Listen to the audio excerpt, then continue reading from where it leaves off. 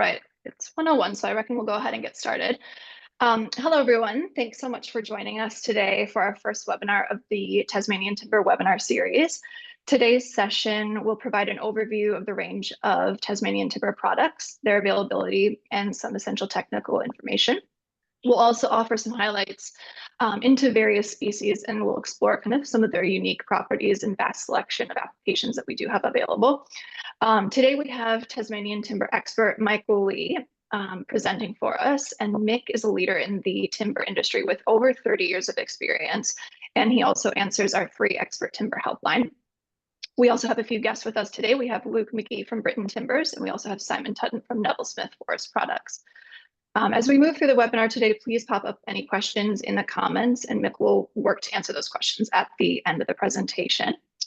And without further ado, I reckon we'll go ahead and get started, and I'll pass it over to you, Mick.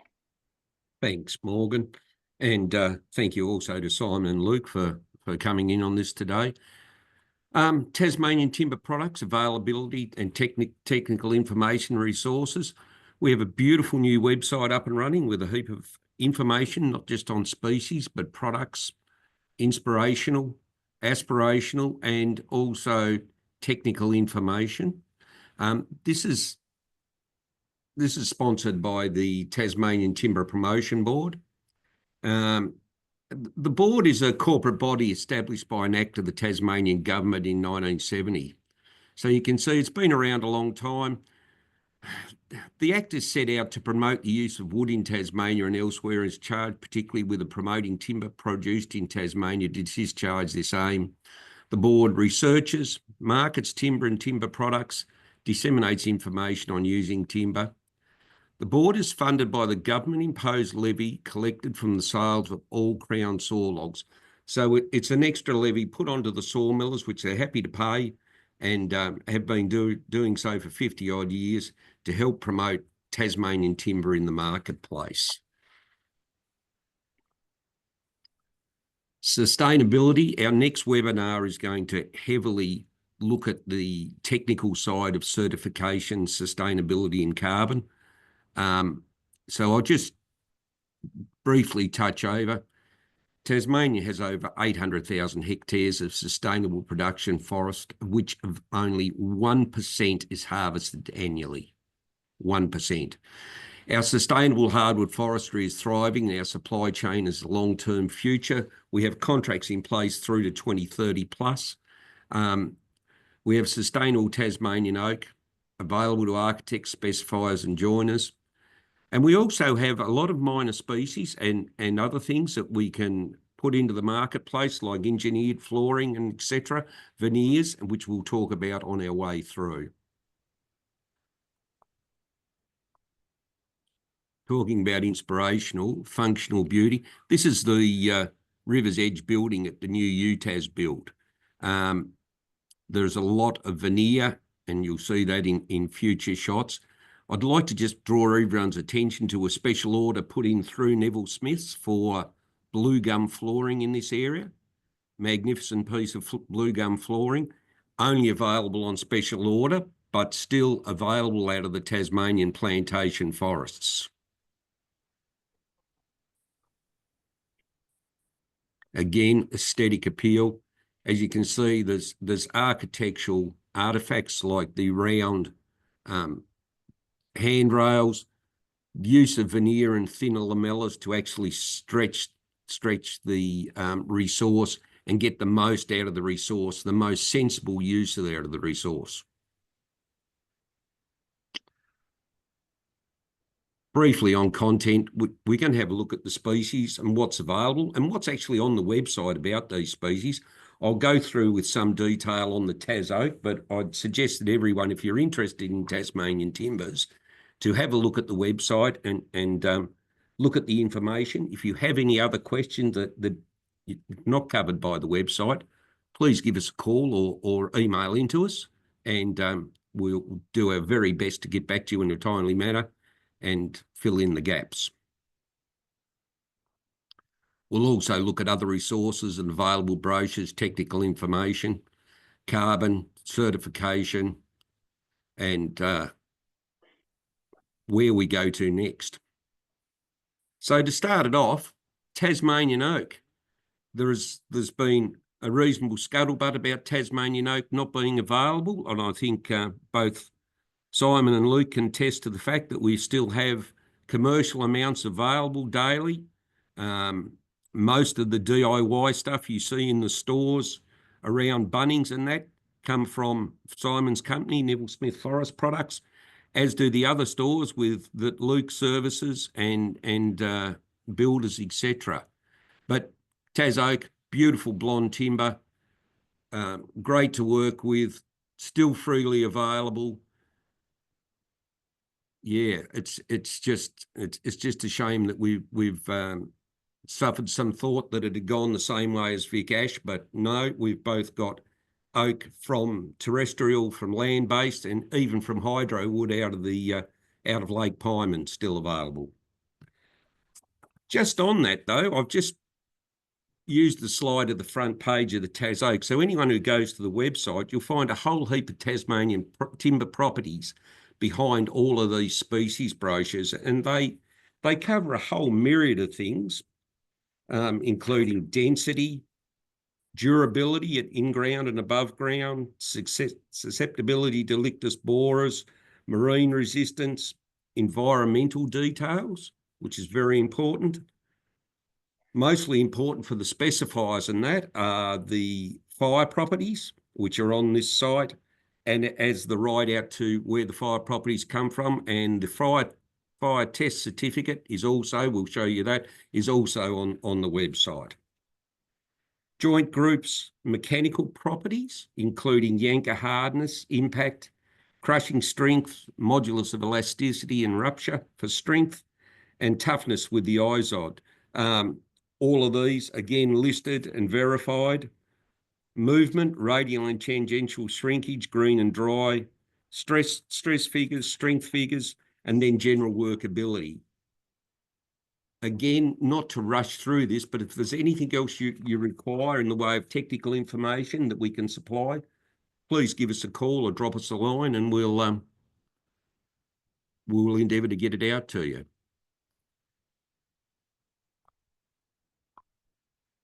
Blackwood. I'll hand over to Luke. Luke's from Britain Timbers in Smithton. You know, besides again, the blackwood that comes out of Lake Pyman and other lakes, the terrestrial land-based, there would be the largest supplier of Tasmanian blackwood. So I'll just quickly hand over to you, Luke. Thank you, Nick.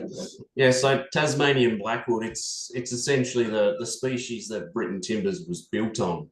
So it's fond of having wet feet, if you like. So it's most prevalently grown in the more inclement northwest of the state where Britain Timbers is based.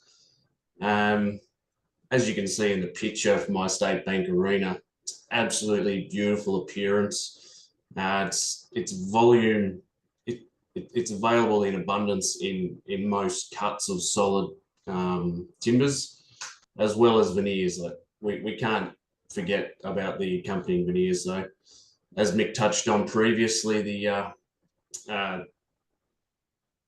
expanding on the usable resource. So when you process into a veneer, you're likely to get 35 to 40% more of the usable appearance material that you would out of a like-for-like solid. So yeah, blackwood, it's a beautiful timber, plenty of it. And yeah, Britain Timbers is here to help if it's specified. Beautiful, thanks, Luke. The same on the blackwood. We have a brochure on it on the website with the technical detail. Again, if there's something that's not on there, I can put you in touch with Luke or the others in his technical team, which he has quite a few up the eastern seaboard of Australia, and get that information out to you. Myrtle. Myrtle, one of my favourites. Myrtle floors are coming back into vogue. We've seen a big movement in myrtle over the last 6 to 8 months.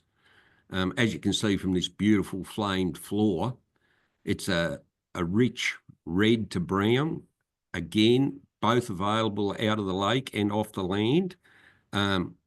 again, I'll throw back to Luke again. Sorry about this, Luke, but I know you have myrtle available, as does hydrowood. So Yeah, absolutely, Mick. So the volume's quite good in a number of cuts. So um, it's not one we process a great deal of through the mill, but we do have material on hand. So similar to the blue gum flooring on the River's Edge project previously, if it's a large scale project, it would be a custom order type feel. But yeah, absolutely, plenty of myrtle available, and it's there to waiting for its forever home, essentially. yeah, yeah. And as you can see from that photo, it is an inspirational. The colour, the richness, the warmth, the colours are predominantly that reddish red to brown, not the red to scarlet, as would have been seen from the really old stock. A lot of this material has come, in Hydrowood's case, out of the lake, but I know from Luke's point of view, would have come from thinning of native forestry and that back a few years ago. So yeah, it's a lovely sustainable product. Again, the full write-up on it's there. Samples would be available. We'd be very happy to talk to anyone and direct them. And if you've got any queries about where to go to, send it to the website and we'll forward it on to the likes of Luke, Simon, or the other companies, whoever it's applicable to. So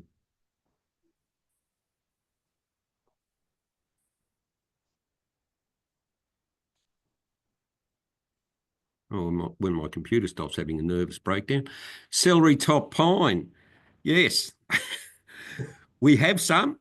It's much rarer than the previously mentioned materials. There are still large boat building sections, I know, at Britain's in Smithton.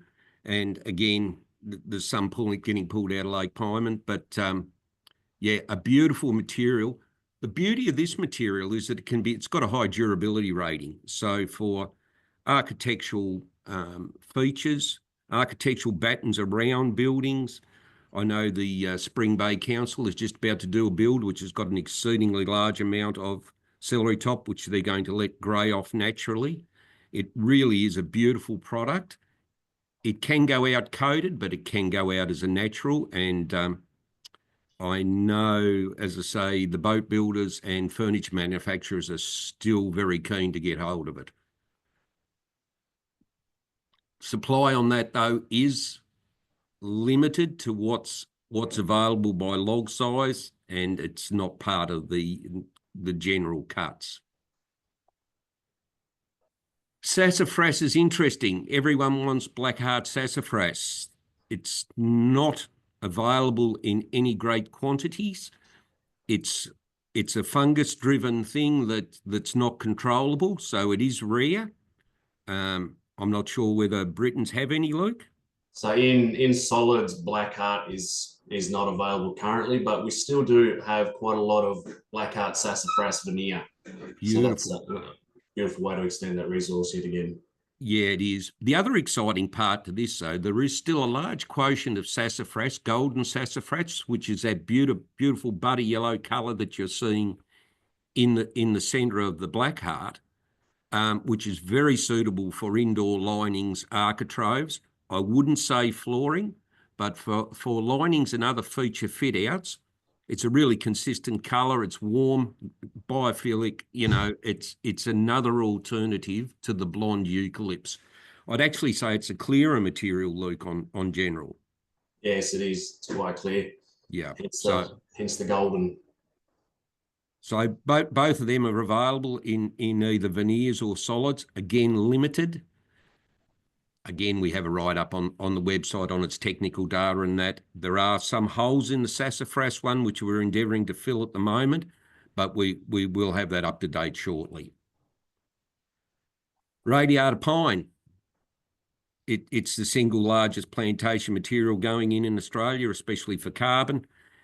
It is available out to Tasmania in multiple products through from decking, linings, architraves will be available. Some of the companies do small runs of it, Veneers. Again, if you have any inquiries on it, give us a call and we'll put you in touch. Yeah, it's exactly what it is. Sorry, Luke. That's okay. I was just saying that it's available in veneers as well. And veneers as well, radiator veneers, and also for layups for panels, I presume. Correct. Yep. Yew and pine. Yeah. It is available, again, very small quantities. Only salvage wood's available. This material's not harvested, but it is still. There are fallen trees. There are trees that have come out of the lake that have gone down rivers. And I know both Britons and Hydra would have access to amounts.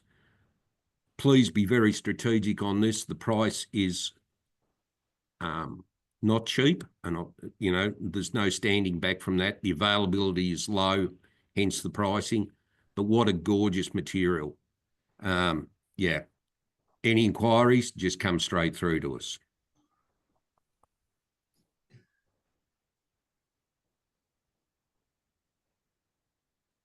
The new kid on the block, Tas Ash, plantation eucalypt.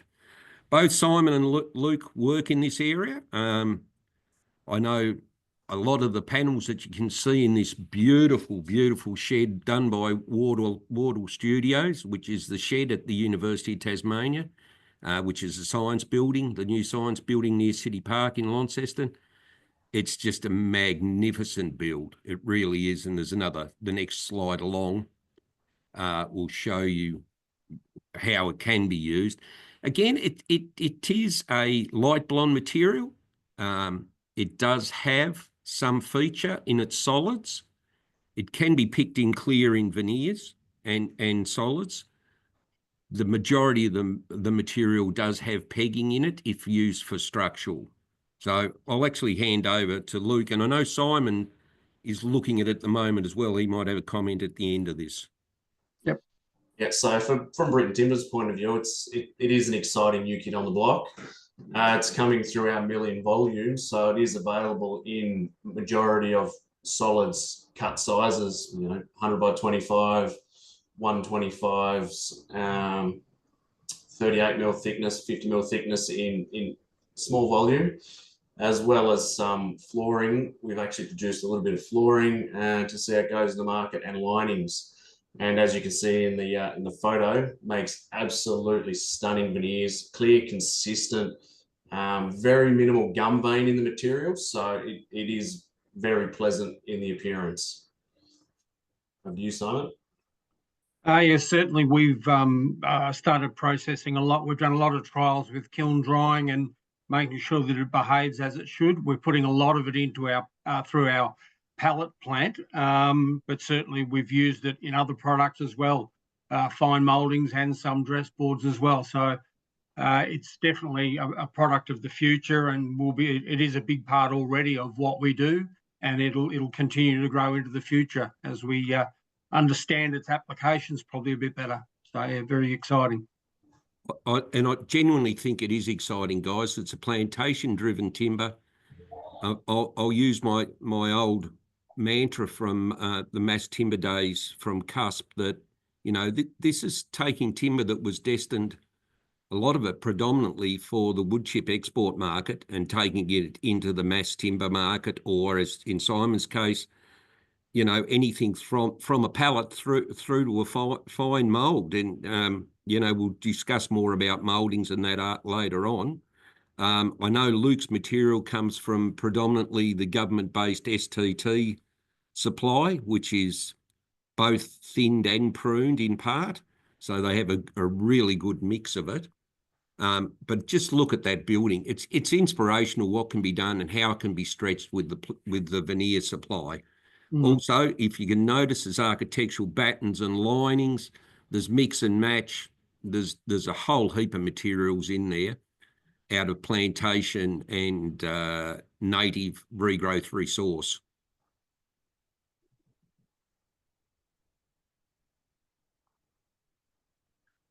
Mass timber again.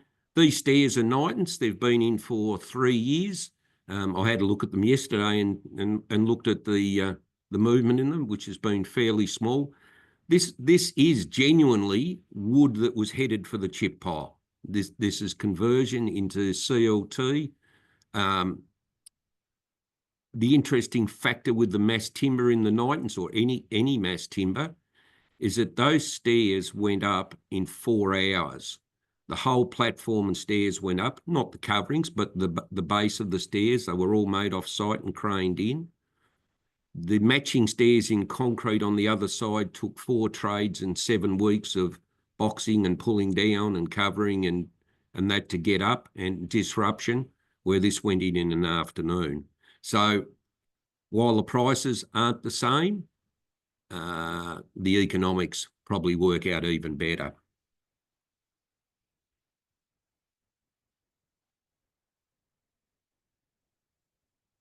This to me is the highlight of the Wardle studio work at the University of Tas, looking up into this atrium, which is above the blue gum floor that we showed you before that Simon had supplied, looking up through the layers, up through the floors with all its wooden thing, but looking at this veneered structured artifacts in the ceiling atrium space is just inspirationally gorgeous. All of these can be supplied ex-Tasmania on island. And we'll go on to talk about veneers, and I'll ask Luke to have some more input, but the biggest thing is that not only are we stretching the prime resource, we're actually stretching the availability to build with it. So the substrates aren't limited. There's MDF, there's sheet materials, there's solid timber overlays. There's a whole heap of products that can be used to make this into a very sustainable and beautiful carbon-friendly building material that's used. Again, we have a lot of technical detail, which I haven't put up on these slides, but it allows you to go from a solid inner bed head to a veneered door on a cupboard.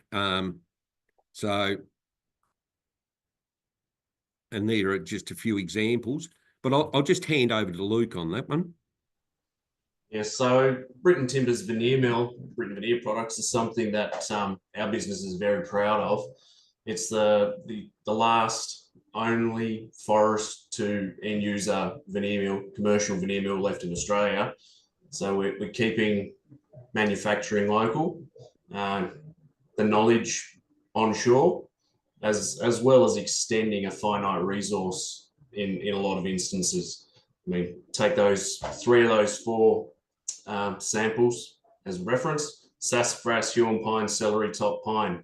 It's the best way to extend those resources beyond their current capabilities. So veneer really is the way of the future for commercial and residential appearance grade timbers.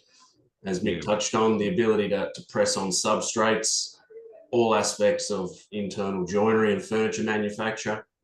There's no limit. Veneer is perfect for all of them.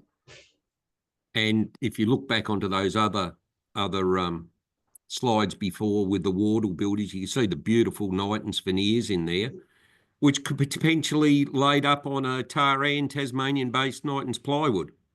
So, you know, it's totally sustainable, very friendly, great to use, great in the commercial and domestic fit-out area. If I can get my computer to play the game, there we go. Here's a classic example of a mixture of veneer sheets and acoustic sheets. Sorry. Beautiful. As you can see, there's acoustic sheets on the right-hand side, venting. It's just a great way to build. It's quick, it's efficient. It can be pre-machined, pre-coated. There's nothing these guys can't do. And from memory, Luke, you've got the only slicer still going in Australia? Yeah, correct. So it's the only commercial scale slicer currently in Australia. Yeah, which is brilliant.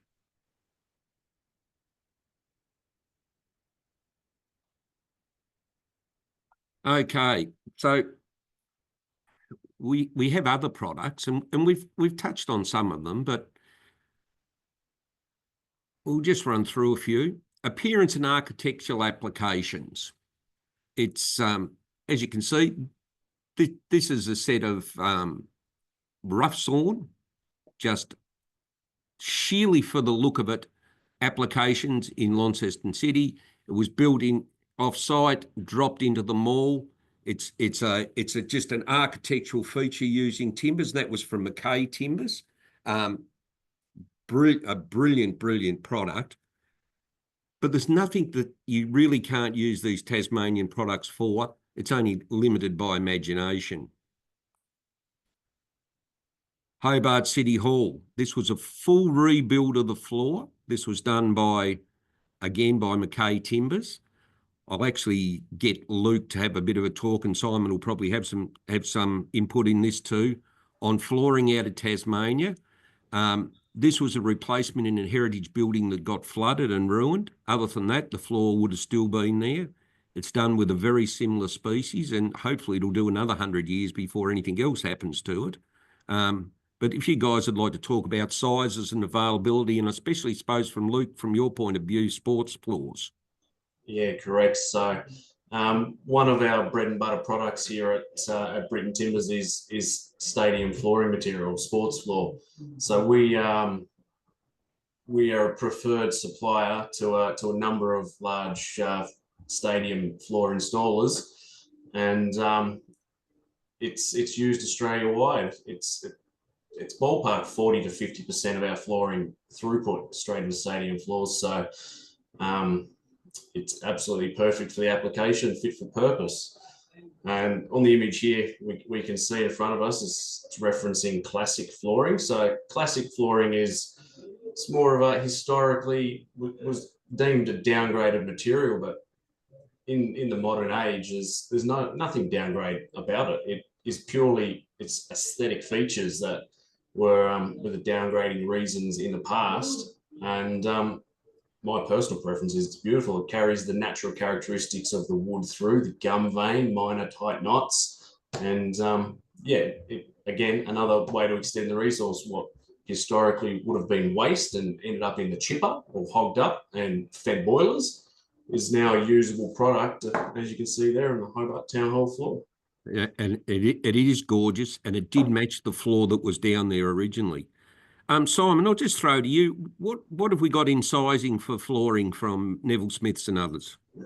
Okay, so with our solid flooring, similar to what Luke was saying, classic flooring is my preference as well. We have a classic grade flooring. We have 85, 108 and 133 wide boards available in prime grade or classic grade. The classic grade being 70% standard and 30% high feature mixed grade. So it's a lovely looking floor, as Luke said, with all of the natural characteristics of, it tells the story of the tree and the life of the tree in the forest. And as a real timber person of 44 years in the industry, it's certainly my preference. And I think the trend is certainly going that way as well. The end user is looking for a product that tells the story about that tree in the forest. So yeah, it's a lovely product.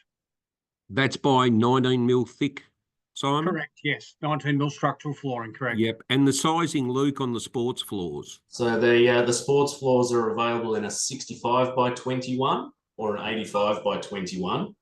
And Britain Timbers also produces a range of overlay flooring, which is a 12 mil thick material, and carries all the same face widths as Simon's 19 mil material, and 65, 85, a 108 and a 133 face coverage, and also limited availability in a 185 by 14 overlay.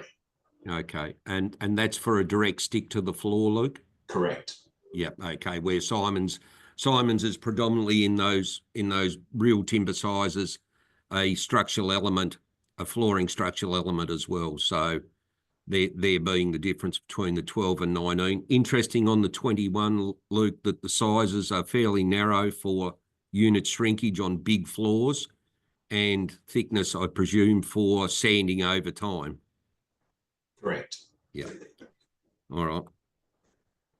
I'm going to hand over to Simon, and I've cheated a little bit on this because this is Neville Smith's Woodsmith flooring.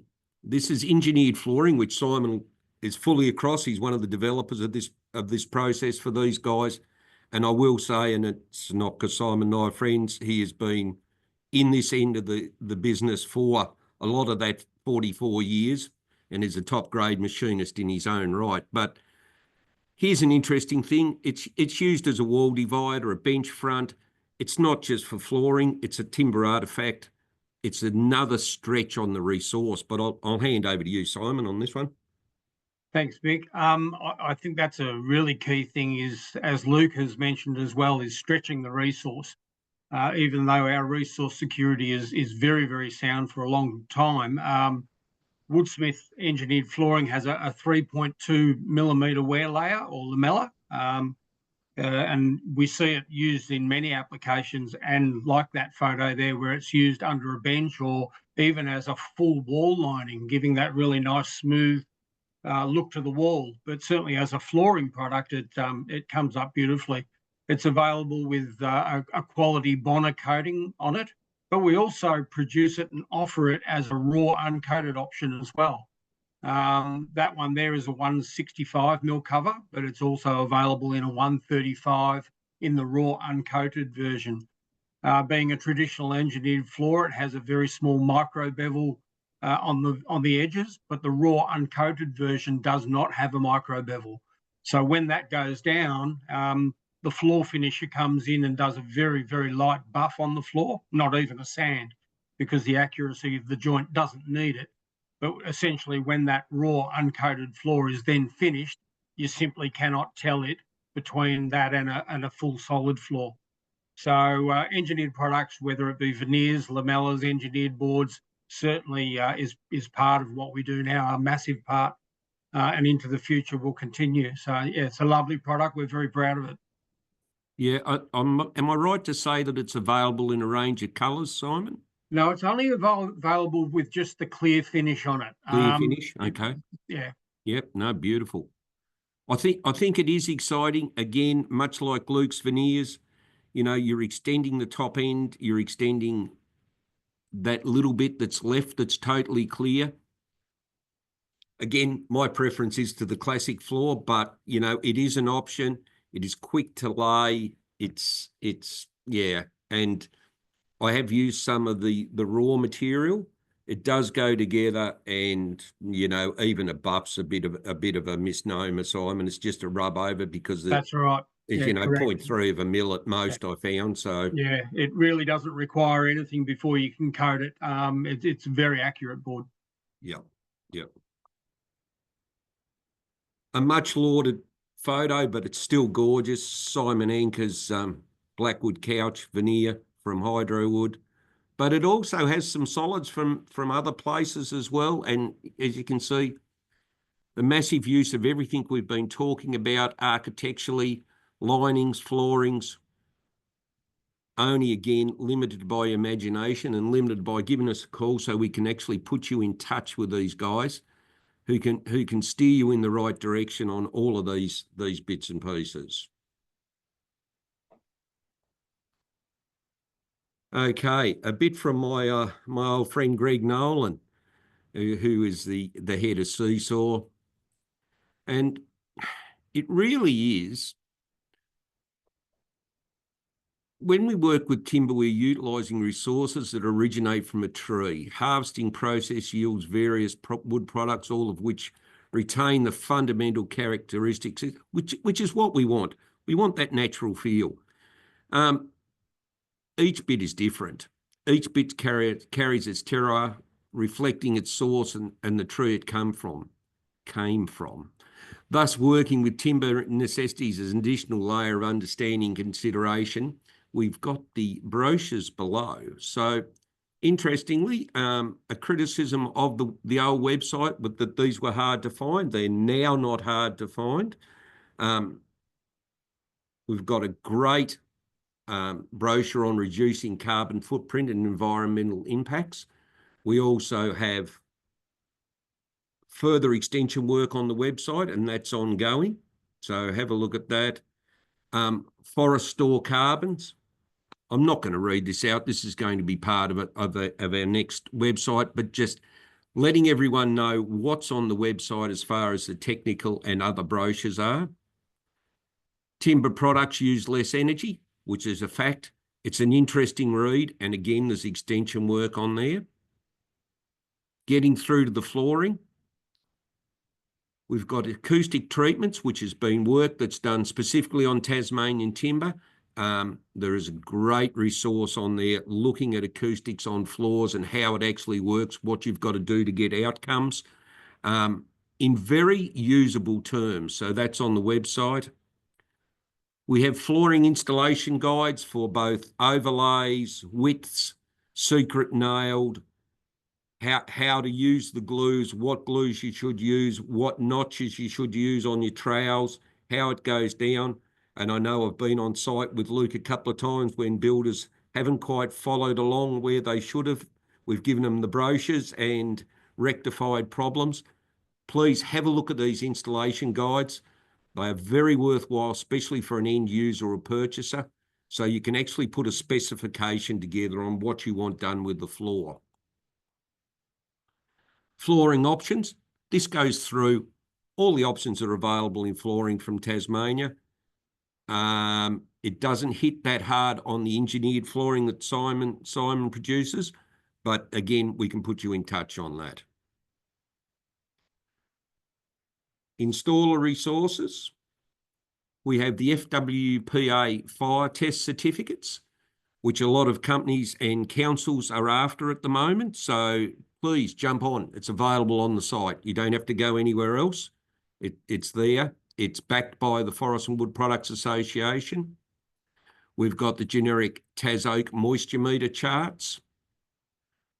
More importantly, we've got how to use a moisture meter, which is, you know, something that we take as an industry player, we take for granted, but all of these things are on there in very simple steps and all available on the website. They all come under their, you know, a whole heap of brochures, which are all perfectly listed. We've also got moisture meter correction for Blackwood, which was a question that we kept receiving. Is it the same as Tas Oak? What do I set my moisture meter to? All of this is articulated on these brochures. All right, quickly to wrap up, just want to have a quick talk about something that's very topical that comes up constantly. I know a lot of people are converted to it, but the difference between PFC and FSC, and what is PFC? So PFC, the Program for Endorsement of Forest Certification, is the world's largest, please note, the world's largest certification system. PFC is a non-profit, non-governmental organisation. PFC works through the entire forest supply chain to promote good practice in the forest, ensure that forestry-based products are produced with respect for the highest ecological, social and ethical standards with rigorous checks and balances. FSC is the Forest Stewardship Council, is an international non-profit again, established to promote responsible management of the world's forests via timber certification. FSC unites individuals, business, governments and NGOs under a common goal, protecting healthy, resilient forests for all forever. I think the one thing that these two have in common is they both use Australian standards. And what we have to realise is the country of origin determines the standard. So if you're coming out of some of the Asian countries, the standards are set fairly low compared to the development that we have in the Australian standard. And that's one of the things with FSC. We're right at the top end of the standard and it's hard to improve it incrementally. And that's, you know, some of the differences. From our point of view, does the difference matter? It doesn't. And I think both of those groups would tell you that they'd rather see you using a certified piece of timber than anything that was non-certified. I know none of the gentlemen that you've got on here or the companies that are with the Tas Timber sell non-certified timber. All Tasmanian timber is sourced from sustainable forests. There is a chain of custody certification that can be traced through. If I went to Luke and had a pack of timber, he could then, or Simon, they could then trace that back through to the forestry coop, and we've done that on numerous occasions to make sure it was all legal and ethically lodged, lodged into the mills, sawn, and follows through. And that's for both. So does it matter? No, but please look for certification. You know, if you're looking for a product in a Harvey Norman, look for a product that has certification, a timber product that has certification. That is covered by this chain of custody, and it tracks the forest-based products from a sustainable resource to the final product. Each step of the supply chain is closely monitored and audited. So every available log made available by Sustainable Timbers Tas is barcoded when felled and can be tracked to the coop where it's harvested. And the forest practices plan ensure the coop was sustainably managed. Timber processors then track the log through the mill to the finished product that is made available to the marketplace. Sometimes the market doesn't require it, but I think increasingly, and I don't know if Simon and Luke have got a comment on it in a minute. What it does is give the end consumer, the specifier, peace of mind. And that's what we're really about. And this webinar will be available, as will the slides. And again, we will be talking about this from the forest base at a very high level in the next one. This is just an introduction. I just couldn't go through without, again, talking about chain of custody and the fact that all this timber is certified. I don't know, gents, have you got any comments? No. I think from our point of view, we certainly couldn't be the company that we are without it. We, you know, it's such a big part, and it's expected by the end user that it'll be there. I sometimes get asked about it, but really it's a program that's in place. It takes a lot of effort to continue with it and do all the right things, but it's absolutely vital. So, yeah. And I suppose that brings me to another point, Simon, just quickly, and I know Luke's company also has forest holdings, but you guys have bought a big plantation, a big forestry coop. Would you like to just give me a couple of words on that?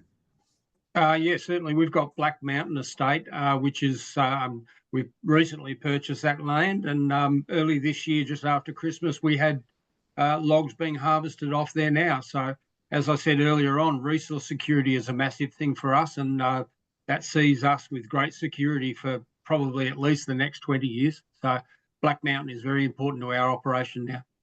And as Luke has with Britain Swamp and other areas up there.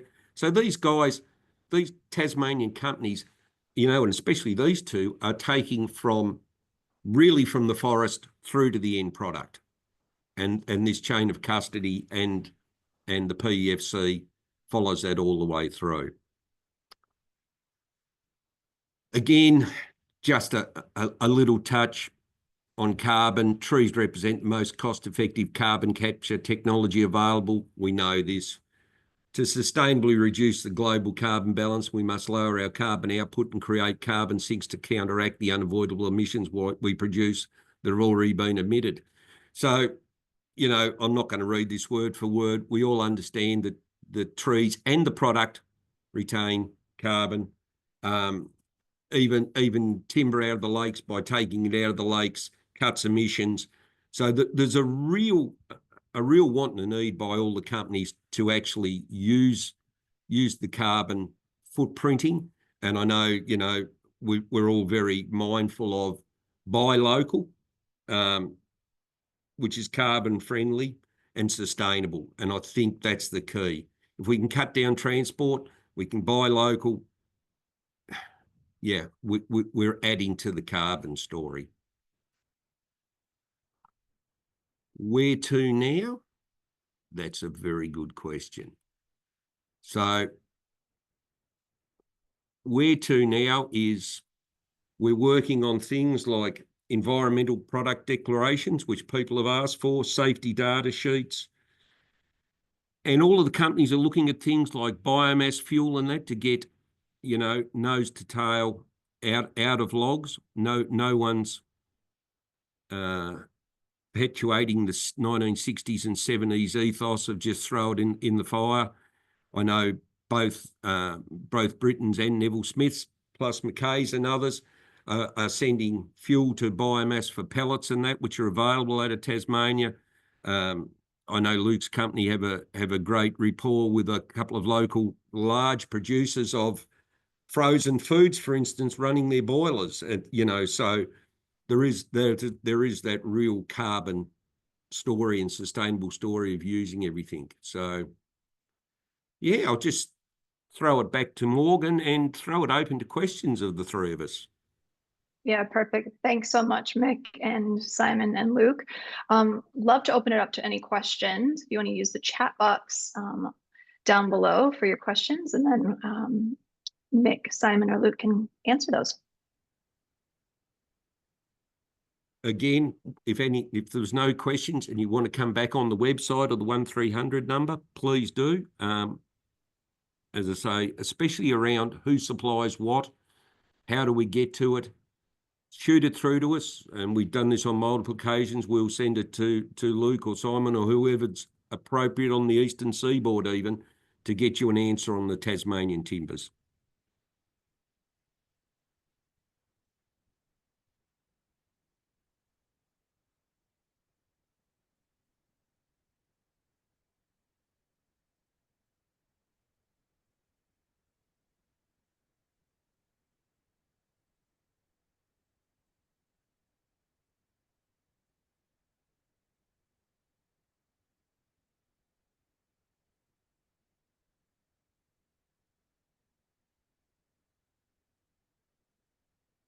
Okay.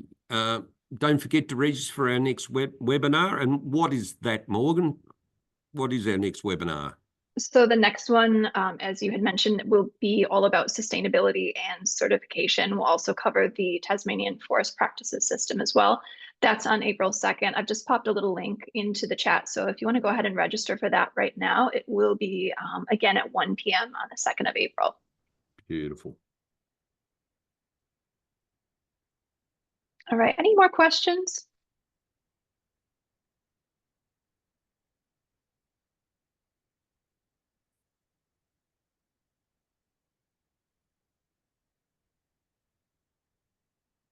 No, well, if that's the end of it, I'd like to thank everyone, and especially like to thank Luke and Simon for their input, and for Morgan for all the work she does at the background and running these.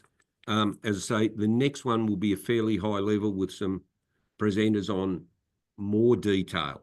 If you're after a real detailed presentation on forest practices and things like